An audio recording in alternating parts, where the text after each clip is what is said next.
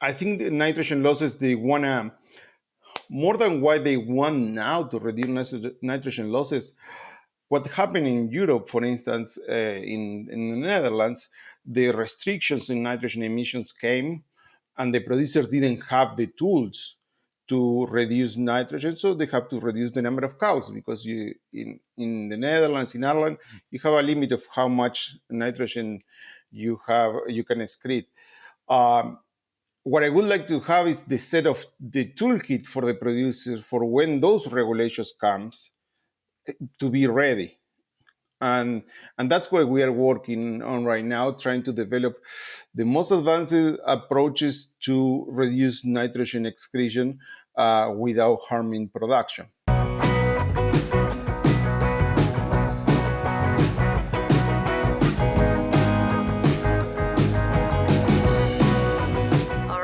Well, welcome everybody to this episode of the Dairy Podcast Show.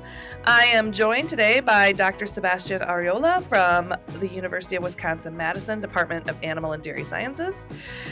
Sebastian's been with us before, so we're excited to have him back. But just a reminder, a little bit about his background. He got his bachelor's degree in ag engineering in Uruguay in 2003.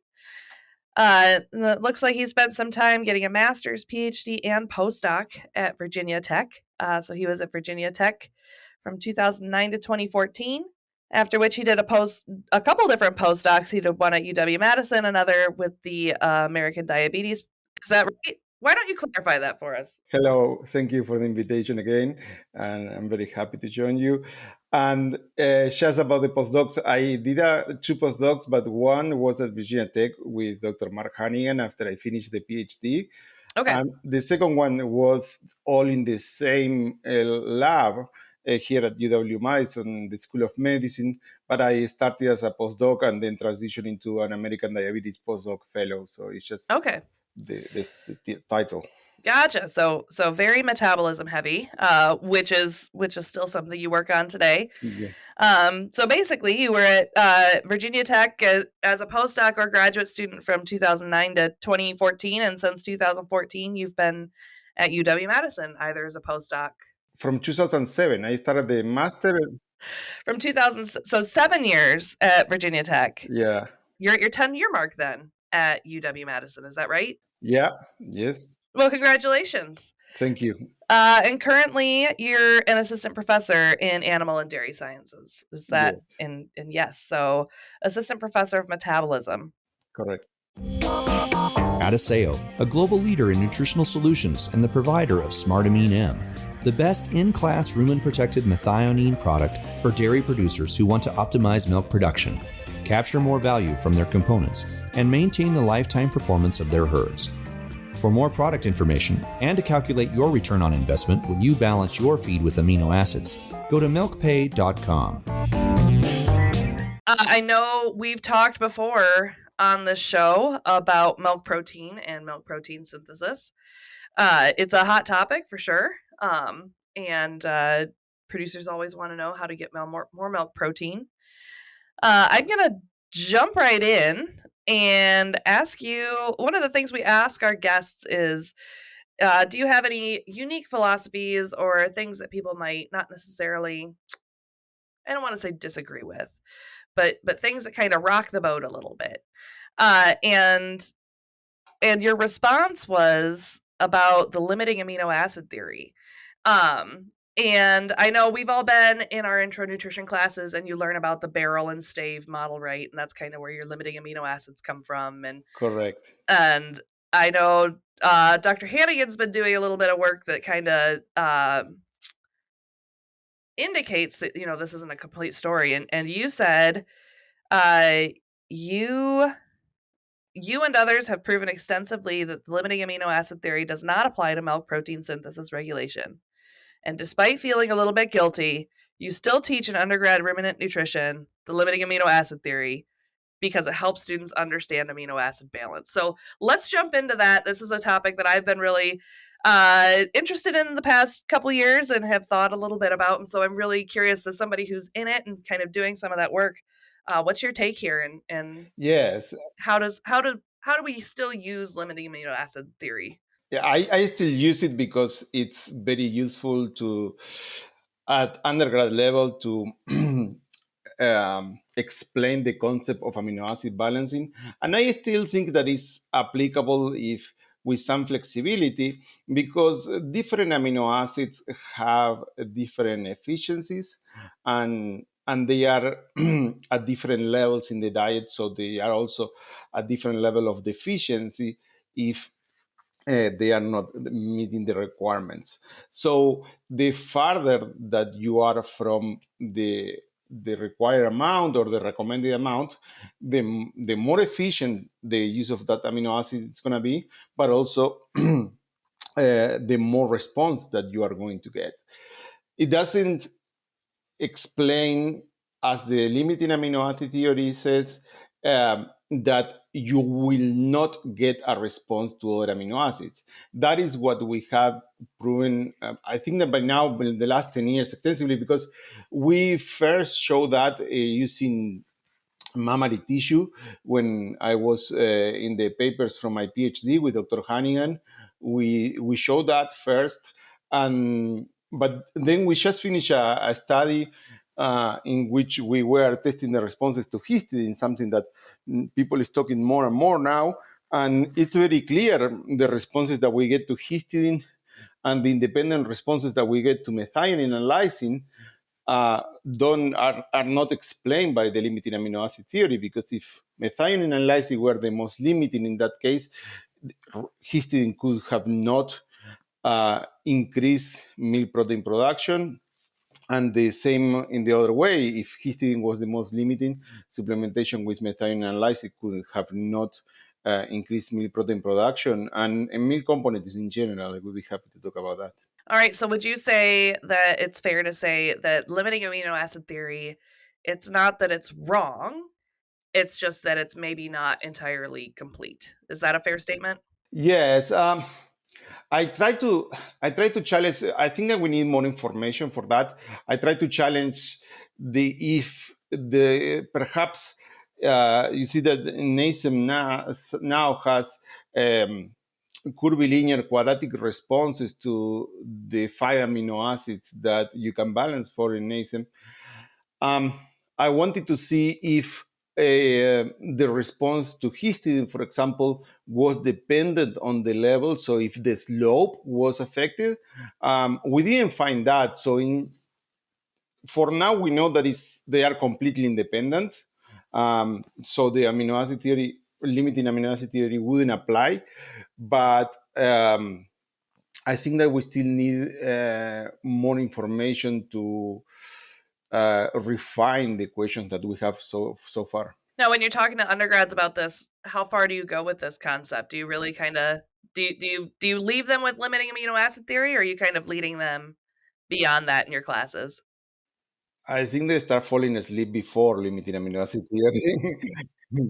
Yeah, but I mean, it's we're very proud. UW Madison just won the National Dairy Challenge. The UW Madison group one in one of the farms was the first group, and after that, I felt really nice when the one of the members of the group sent me an email thanking for the nutrition recommendation that they use in the challenge. So I tried to go a little bit further. I think that now with NASEM, that is very comprehensive and Oh, can use it for free. It allows me to work with them through the whole year, through the whole semester, uh, digging deeper and deeper into the model, and we get to balance for different amino acids. But in terms of responses and slopes, I try to avoid that all that. that's fair. There's only so much you can fit into the few weeks of the semester, that's for sure. They can Yes, come to grad yes. school if they want to learn more, yeah.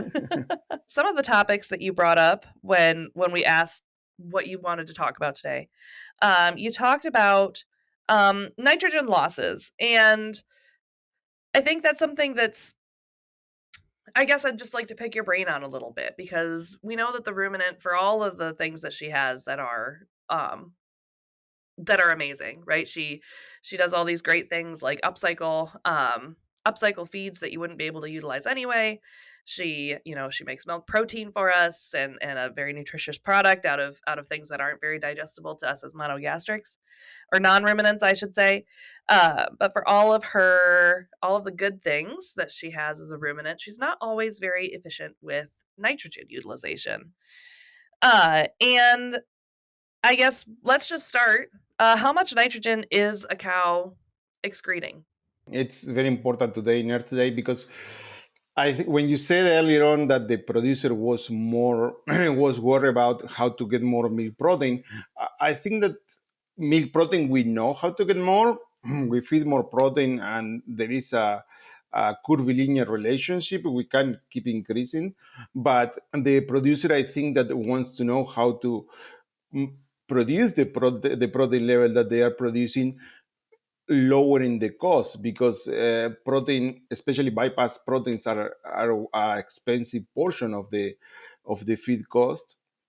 And also because the nitrogen emissions right now is something that I feel like at least advanced producers in terms of technology, adoption of technology, are getting more and more aware. It's something that in Europe already happened, and it's already happening here. For instance, in Wisconsin, several large farms that wanted to establish in counties that there is already ammonia, high nitrate levels in underground waters, uh, have a tough time getting permits for that. The cow, going back to your question, it's when I started my PhD, we used to say that it was about 25% efficiency. So one quarter is retaining milk, three quarters is excreted one way or the other one.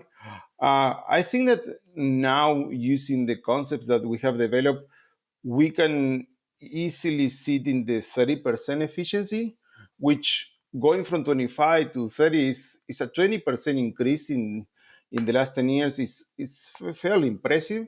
Um, and using some approaches that are not dietary approaches, with infusions, and things like that, the cow is getting close to the theoretical maximum, that is about 40 something percent, so close to 40% efficiency, which is very, very good. That's very impressive, yeah. So, for a dairy producer who's not doing very controlled research studies the way you are, how can a dairy producer reduce nitrogen losses, and why would they want to? I think the nitrogen losses, they want to, more than why they want now to reduce nitrogen losses. What happened in Europe, for instance, in the Netherlands, the restrictions in nitrogen emissions came, and the producers didn't have the tools to reduce nitrogen, so they have to reduce the number of cows, because in the Netherlands, in Ireland, you have a limit of how much nitrogen you can excrete. Um, what I would like to have is the set of the toolkit for the producers for when those regulations comes, to be ready. And that's what we are working on right now, trying to develop the most advanced approaches to reduce nitrogen excretion without harming production. The other reason why the producer will want to reduce nitrogen excretion is because they know the price of soybean meal, they know the price of corn gluten meal, they know the price of blood meal, and they know the price of rumen protected amino acids. And that are the most expensive ingredients that they are typically buying. So that's another excellent reason. And if you think about like a diet formulation strategy, the RDP is fairly cheap, but that's, you can get to 10, 12% there. When the responses start to diminish is when you are adding those expensive products. So the response that you get to the first 10% with RDP is not the same. It's much higher than the response that you get when you're going from 16 to 16.5 or 16 to 17 with perhaps rumen protected amino acids, for example. And so you are paying much more. And if you are not doing it correctly, you are getting much less back. And that's something that definitely the producers Yeah. care about and know very well. Because when prices get tighter, rumen protected amino acids and some of the protein sources are the first to go out of the TMR. So you kind of alluded to this a little bit already, but is all nitrogen excreted the same? The short answer is no. There is harmful nitrogen, and there is actually some nitrogen that can have a very positive impact in the environment. And I think that we have to be mindful about that when we're saying that producers are emitting so much. Not all the nitrogen is not like the methane, that all the methane could be harmful. Not all the nitrogen is harmful. And when we are pushing above 30% efficiency, what is actually happening is that we are gaining in efficiency in the more harmful nitrogen. So the proportion of harmful nitrogen over positive nitrogen, we can call it, it's going to decrease. So the overall manure is going to be less harmful as well. Because the fecal nitrogen that is mostly component by undigested protein, those are that is not harmful for the environment. That can be positive for the environment because those undigested proteins are not going to evaporate. The microbes couldn't attack them. The mammalian enzymes couldn't attack it. So as soon as they get to the ground, they're going to have a hard time also degrading in the ground. And as they degrade slowly, they're going to be incorporated to the organic matter of the soil. And the losses are going to be very small. Now, the urinary and fecal nitrogen that come in the form of urea, because that is the catabolism of amino acids either in the rumen or in the liver, in the rumen by the microbes, in the liver by the cow. That urea is the one that is very harmful because it's very volatile. It moves in the soil very quickly, and it results in loss in the different forms. One thing I would like to address is that also as we get more efficient with amino acid balancing, we are getting sophisticated, we are getting very efficient at the cow side, but I feel like we still need a lot to do on the rumen part. And it's something that we are very apprehensive about because we don't want to harm digestibility of the fiber. We don't want to decrease BFA production. We don't want to decrease microbial protein production that is excellent quality and very cheap. So there is much more resistant to decrease RDP. And because of that, there is also less research focus and research interest on reducing RDP. Mycotoxins are silent poisons, challenging the health and productivity of your cows. Protect your cows and your business by testing feedstuffs to know which mycotoxins are present in your environment. With that information in hand, you can work with your nutritionist to develop a management program to reduce mycotoxin impacts on your cows and your operation. To get started with your own mycotoxin control program, talk to your Diamond V representative today.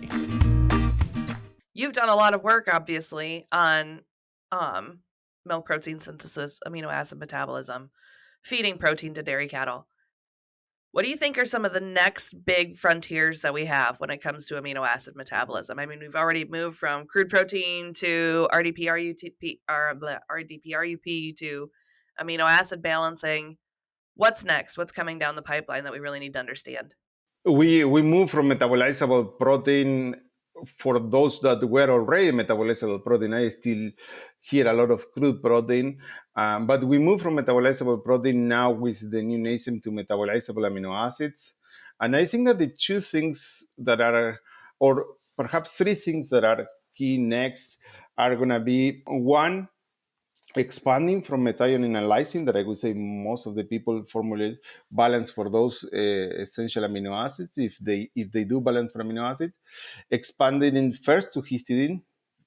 We have got very interesting results in histidine.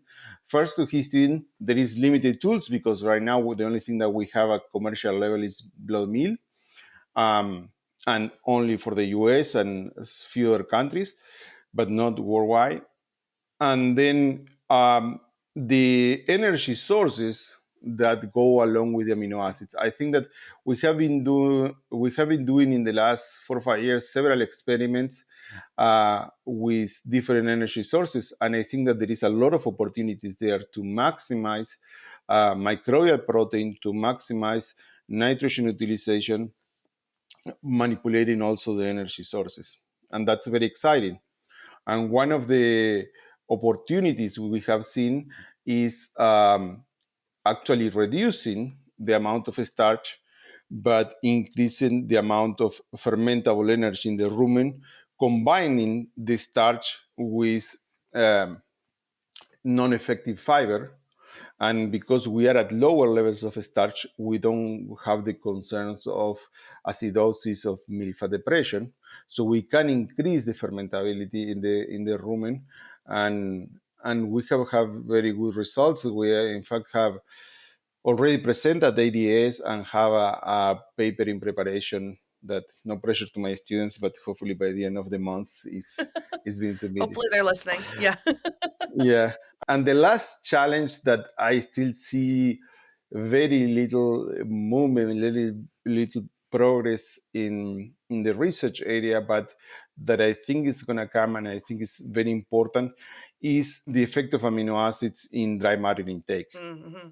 We see excellent responses to amino acid supplementations when we see also responses in dry matter intake. If amino acid supplementation doesn't change dry matter intake, or even in some cases when you really miss the amino acid that is the deficient, and you supplement another amino acid, you can even see decreases in dry matter intake, because cows have the ability to sense amino acids in balance, and they are going to go for balanced diets. So when you hit a balanced diet, you will see, we recently saw 5 pounds or 5.5 pounds increase in dry matter intake. And so part of the response in production is because of that. Part of the response is also because of the effect that amino acids themselves are having. It'll be exciting to see what happens in the next few years here. Sure. If folks want to learn more about what you're working on, where can they go find more information about what your lab's doing? Yeah, definitely. They can go to the lab website, that is Arriola Apelo Lab, Arriola Apelo Lab at wisc.edu, and they can contact me directly with my email that is in the website of the Department of Animal and Dairy Science at UW-Madison. We have been updating the website, and it's very, very informative. And definitely we're going to be presenting this year at ADSA several posters, and at the Ruminant Nutrition Physiology Symposium in Chicago as well. A couple more posters with work that we have been doing in the last few years. Or you will see my research in PubMed as well. Can you spell, before I let you go, can you spell the name of your lab website? Yes, it's ARRIOLA AP, as in Patrick, ELO at wisc.edu for education. And that's your email. What's the web page? The web page is the same, Arriola Apelo Lab at the end, and then is .wisc.edu as well. Thank you for doing that. Sure. All right. Any last thoughts or anything we forgot to talk about before we move into our 3 questions that we ask all of our guests? No, I think that it's very. I think it's a very exciting time, because we are getting there with the tools before the producers really need it, and I think that the new generation of wonderful nutrition and grad students that are going to be in the field in a couple of years are going to be very important for the impact they will have in the dairy industry. Yeah, I agree with that. It's time for our famous 3. Our Yeast 40 is a natural biotechnology from ICC, designed to boost the health and productivity of animals under challenging production systems. Our Yeast 40 performance is supported by an unique processing technology that results in a pure product containing high levels of beta-glucans, MOS, and yeast metabolites. These factors, combined, promote the ruminal and intestinal modulation, helping the animals to reach their full potential.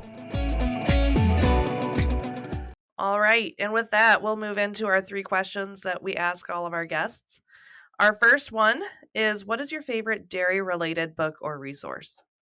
One of my favorites is Van Su's book on ruminant nutrition, but I recently went back to the Journal of Dairy Science 100-year collection, Mm. and I think that every grad student should read all of them because it's an amazing resource that in physiology, in nutrition, in transition, in whatever topic, is really an amazing resource for getting deep into understanding how it evolved, but also getting deep in the understanding of dairy science in general. Yeah, that's a good reminder to go back and look at those articles. They're Yeah.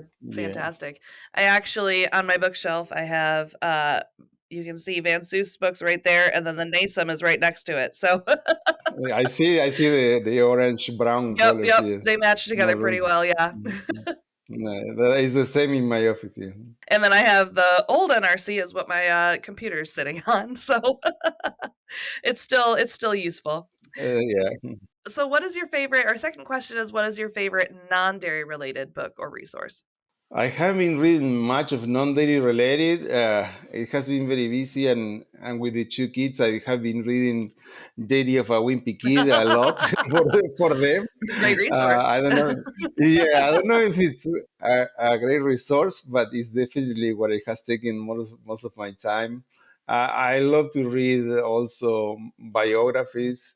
I love to read science books related.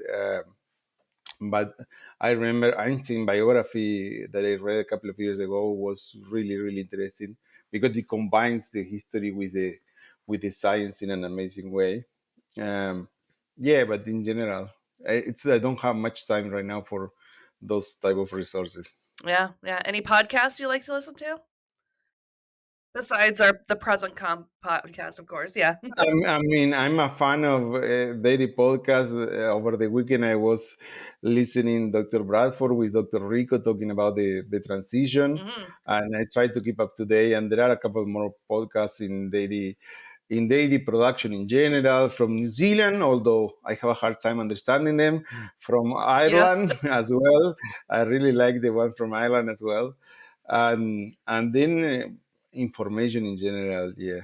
All right. Last question is, what do you think sets successful dairy professionals apart from those who are not successful? I don't know if I will change my answer from last time because I didn't thought about this one, but I I think that the answer is data. I think that the amount of data that the farms are generating is overwhelming, but the people that know those numbers are, I feel like, the ones that are taking the right decisions and being successful in that. So being able to use that all the data that is now produced basically for free, I think is an excellent skill.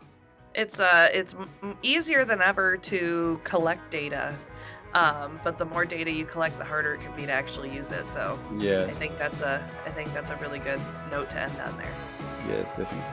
All right, well, Sebastian, thank you so much for joining us today on this episode of the Dairy Podcast Show. I think I might have forgotten to say my name at the beginning, but I'm Dr. Gail Carpenter with Iowa State University, and it has been my pleasure to talk with you again. Thank you so much for an invitation, and I hope to be back at any other time. All right, thank you. Thank you.